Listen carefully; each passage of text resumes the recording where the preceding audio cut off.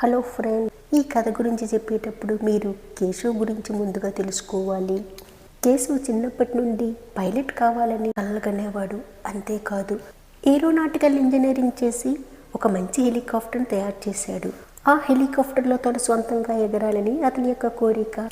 మంచి ఉద్యోగంలో స్థిరపడ్డాక తను వివాహం చేసుకున్నాడు. అతనికి 2 పిల్లలు, వీరు, ధీర.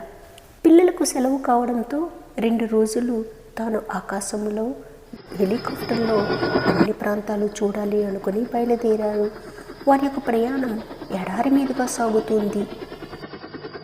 ఒక రోజంతా బాగానే గడిపారు. కానీ 2వ రోజు ఏమయ్యిందో కానీ హఠాత్తుగా హెలికాప్టర్ కిందకి దిగడం ప్రారంభించింది. కొంతసేపు పోయిన తర్వాత గాలిలో ఫల్టీలు కొట్టడం ప్రారంభించింది. వెంటనే కేశవ్ పిల్లల్నిద్దరినీ పారాచూట్లో దింపేశాడు.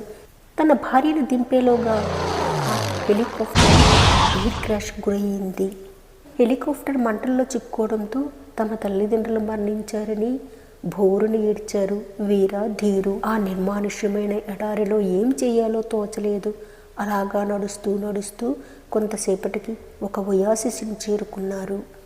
అలా వారం రోజులు గడిచింది. దారిలో దొరికే ఏవో పండ్లను తింటూ నీటిని త్రాగడం ప్రారంభించారు.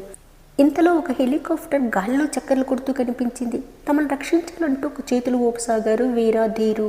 కానీ దురదృష్టవశాత్తు హెలికాప్టర్లో ప్రయాణించే వాళ్ళు వీరిని గుర్తించలేదు. చూసిన ఇసుక అంతా ఎవ్వరు కూడా కంటికి కనిపించడం లేదు. దానికి తోడు ఆకలి. దారిలో ఒక పళ్ళ చెట్టు కనబడింది. అక్కడ నిలబడ్డారు.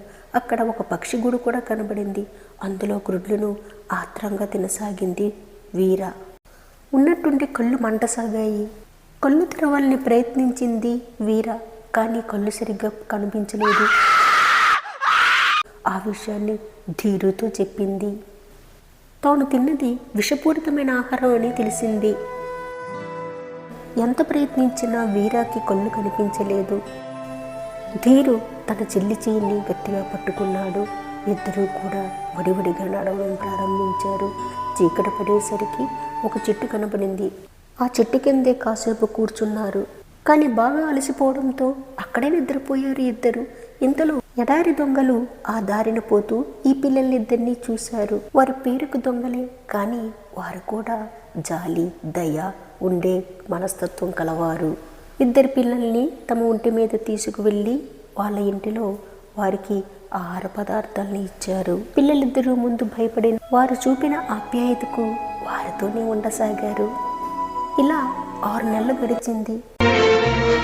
ఇదివరలో వారు చేసిన దొంగతనాలకు ఆ ఊరి జడ్జి వారిని పిలిపించి శిక్షించాలనుకున్నాడు. కానీ వీర, ధీరు ఇద్దరూ కూడా వారు దొంగలకారని, ఎడారిలో రక్షించారని, వారి యొక్క సొంత కన్న బిడ్డల్లా ఆదరిస్తున్నారని జరిగిన సంగతంతా జడ్జితో చెప్పారు ఆ పిల్లలు. అది విన్న జడ్జి ఆ పిల్లల యొక్క హృదయాలను అర్థం చేసుకుని ఆ దొంగలిద్దరినీ విడిచిపెట్టేశాడు. పిల్లలిద్దరూ తమ యొక్క తల్లిదండ్రుల్ని ఆనందంగా కౌగిలించుకున్నారు. అందుకే పెద్దలు చెబుతారు, దొంగలైనా దొరలైనా పరోపకారం కలిగి ఉండేవారిని తప్పకుండా భగవంతుడు కష్టాల్లో, ఆపదలో రక్షిస్తాడు అని. ఫ్రెండ్స్, మీకు ఈ కథ నచ్చినట్లయితే ఒక లైక్ చేయండి, షేర్ చేయండి, సబ్స్క్రైబ్ చేయండి. Thank you for watching.